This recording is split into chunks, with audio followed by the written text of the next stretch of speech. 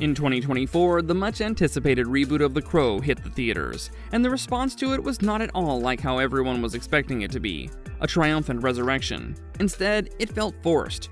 The original 1994 film was a dark, Gothic tragedy that was forever linked to the memory of Brandon Lee due to his tragic on-set death. It was cemented as a sacred piece in pop culture history, and for 16 years, the reboot project stumbled through the early stages before finally emerging as a supernatural reimagining. But what was meant to be a revival became a cautionary tale about what happens when legacy, marketing, and misguided ambitions all collide. Now before we get started, hit that subscribe button for more marvelous videos, and don't forget to leave a like.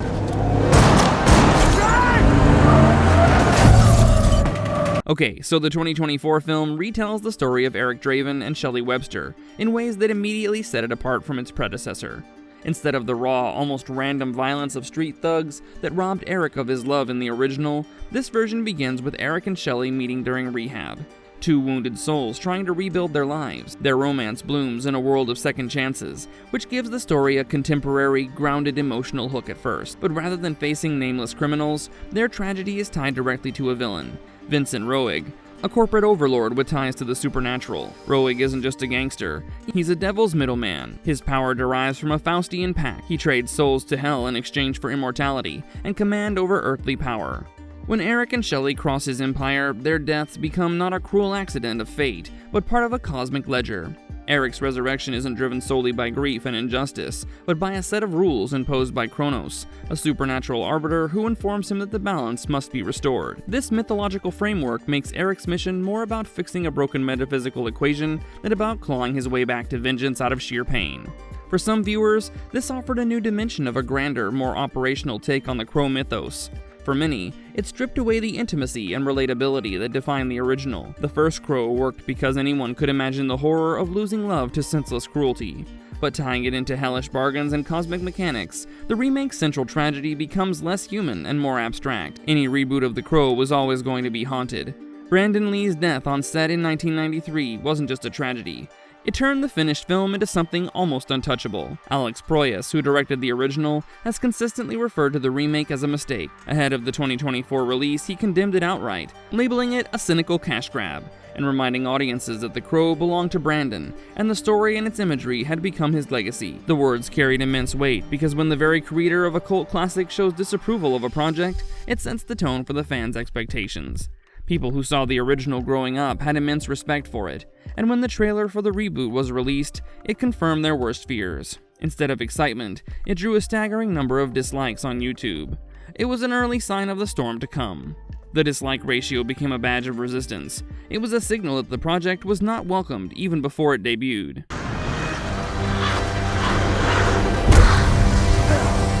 That resistance wasn't purely due to nostalgia, but it stemmed from the belief that the remake of The Crow overlooked its original essence. Some stories invite retellings because they're flexible myths. Others, like The Crow, are marked permanently by real-world tragedy. Every frame of the original is filled with Brandon Lee's presence and his tragic loss. It was not a wise decision to disturb that sacrosanctity. The movie did release, but to get here, it went through a development hell of chaos and misdirection. The reboot was first announced in 2008, and for the next 16 years, it became a running joke in Hollywood about cursed productions. Dozens of high-profile names came and went. At one point, Bradley Cooper was attached to the project, bringing with him concept art that imagined a surreal bird-like Eric. Many others, like Mark Wahlberg, James McAvoy, Tom Hiddleston, and Luke Evans, were also linked to the reboot. Each iteration promised a different flavor of vengeance, only to ultimately collapse in failure. Directors came and went like visitors on the set. Stephen Norrington, Blade, and Juan Carlos Fresnadillo, 28 weeks later, were both tied to the project but were unable to bring it to fruition. Corin Hardy, a horror director, was the closest to bringing it to life. He even began developing sets and designs before financial disputes led to the cancellation of his version. Every time the project seemed ready to take off, it fell apart, leaving fans more convinced that the film should never happen. This revolving door meant that by the time production finally started, the script bore the fingerprints of too many visions. Instead of one clear idea, it bore scars of compromise, a patchwork quilt of abandoned approaches. This development not only delayed the movie, but also altered its identity and what the movie was meant to be. And among all the false starts, the Jason Momoa period looms largest. Between 2016 and 2018, Momoa was passionately invested in playing Eric Draven. He posted concept art on Instagram and shared emotional captions about how much the role meant to him. He gave fans a sense that this version might actually happen, and it could be worth watching. Due to Momoa's physical stature and his screen presence, many thought they were getting a Crow who was both brutal and tender, a true warrior with a broken heart. Many fans responded positively because they thought Momoa could bring that balance to the character. He could convey grief while also displaying the power of vengeance. However, in 2018, both Momoa and director Corin Hardy walked away due to financial disputes and creative differences with the producer, Samuel Hadida. And all this strenuous process drained the passion away. Momoa's farewell post summed up the heartbreak of having to wait 8 years to play his dream role, and he might have to wait another 8 years again.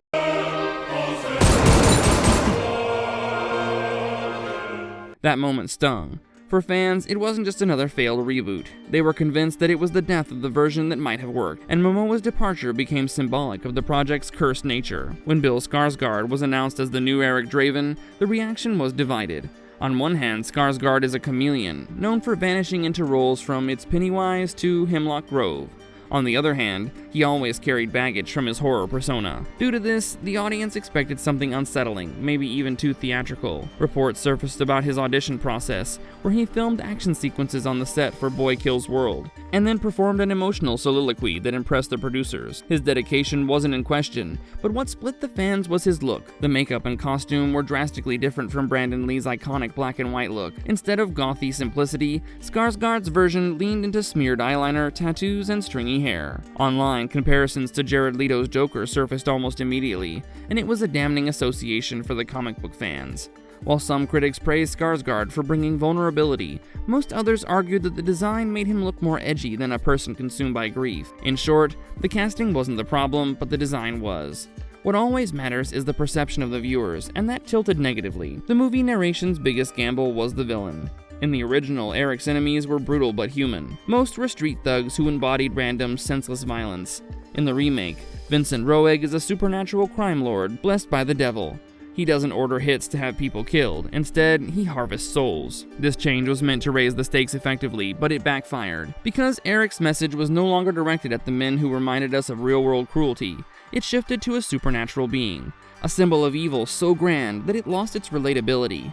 The film also introduces a strange cosmic framework, where Eric's powers are conditional, tied to Kronos' instructions.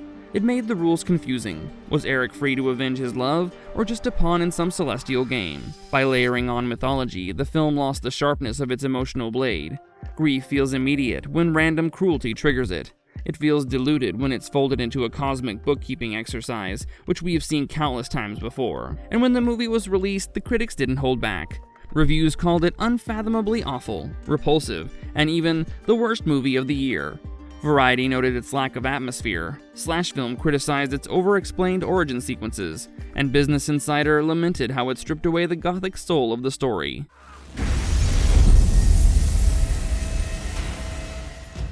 The most common complaint was pacing. Nearly half the film is devoted to the backstory. For setting up Roeg's powers, explaining Kronos' rules, and diving into Eric and Shelley's rehab romance. By the time Eric dons his makeup and embraces vengeance, the momentum is already long past. Performances also drew fire. Skarsgård was accused of being wooden, not because of his skill, but because the script gave him very little space to breathe. FKA Twigs, who played Shelley, delivered a stylized and heartfelt performance, but the writing ultimately undercut her by confining her to mostly flashbacks. The chemistry that should have carried the emotional weight felt too thin compared to Brandon Lee and Sophia Sheenis in the original. And the film's financial story was even more brutal. Opening weekend brought in just $4.6 million domestically. It placed 8th at the box office, even behind the anniversary re-release of Coraline. The total worldwide collections reached approximately $24.1 million. Against a production budget of $50 million and additional marketing costs, the losses were monumentally enormous. For comparison, the 1994 original opened at $11.7 million, equivalent to about $35.5 million in 2024 dollars, and went on to earn nearly $100 million worldwide on a fraction of the budget. The reboot needed at least $100 to $150 million to break even. It never came close to stopping at a quarter of that. The box office collapse wasn't just a financial failure, but also proof that the fan backlash was real to the core. The audience that should have been the film's backbone failed to appear. The marketing didn't even help the film. The movie's trailers featured a track by Post Malone. It was a mainstream pop rap choice, and worlds apart from the industrial alternative soundscape that defined the 1994 film. For the fans who associated The Crow with Nine Inch Nails, The Cure, and Stone Temple Pilots, this felt like a crime. They thought that the studio was selling the film to a TikTok generation, rather than the Gothic subculture that had kept the property alive for 3 decades. The visual marketing also misfired. Posters emphasized glossy action shots rather than moody Gothic imagery. Instead of a dark romance steeped in grief, it looked like a supernatural action blockbuster. By trying to appeal to everyone, the marketing alienated the very niche that loved The Crow in the first place. Amid all the negativity, FKA Twigs emerged with a positive personal takeaway. In the reviews, particularly with British Vogue, she revealed that working on the film helped her heal from trauma connected to her alleged abuse by Shia LaBeouf. She called the shoot the biggest, most transformative time in my whole life. She said that it taught her about love and recovery in ways that transcended the film itself.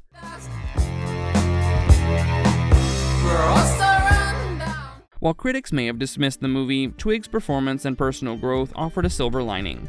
Sometimes the significance of a project isn't just the box office numbers or Rotten Tomatoes scores, but also how it impacts the people who make it and work for it. The film received a 22% critic score on Rotten Tomatoes, but a 64% audience score. It suggests that the general audience wasn't as dismissive of it as the critics. However, they were still far from enthusiastic. Fans online describe it as a slap in the face to Brandon and James O'Barr's misfortune. The most consistent complaint was the faithlessness to its source material. The reboot strayed too far from James O'Barr's original graphic novel, replacing gritty violence with cosmic lore. For a story that has always been about love and loss, grounded in real pain, the addition of supernatural aspects felt wrong and out of place. Even the viewers who didn't revere the original found the remake tedious. Without a Gothic atmosphere or compelling takes, it lacked the haunting quality that made The Crow linger in viewers' memories. Ironically, there was potential for The Crow to thrive again, but not just like this, by trying to remake the original, because James O'Barr's comics introduced multiple Crow stories beyond Eric Draven, and Hollywood could have leaned into an anthology model. They could have tried to tell new tales of grief and vengeance with a different character instead of remaking Eric's story. A more intimate and grounded story for the reboot could have recaptured the essence of the 1994 original. However, instead of that, the studio decided to invest $50 million. The Crow reboot didn't require a large budget, but it desperately needed a soul and an understanding of the source material, which it failed to achieve. So the story of the Crow reboot serves as a cautionary tale for studios on what not to do with beloved material. From Brandon Lee's legacy to the 16 years of chaotic development, and from marketing misfires, every step carried warning signs, and yet the film pushed forward, only to collapse under all the rubble, unable to satisfy any fans. However, there were some bright spots, such as Bill Skarsgård's vulnerability, FKA Twigs' personal healing, and a handful of sequences that flirted with the old Gothic beauty. However, they were not enough to overcome a script that misunderstood what made the original memorable in the first place.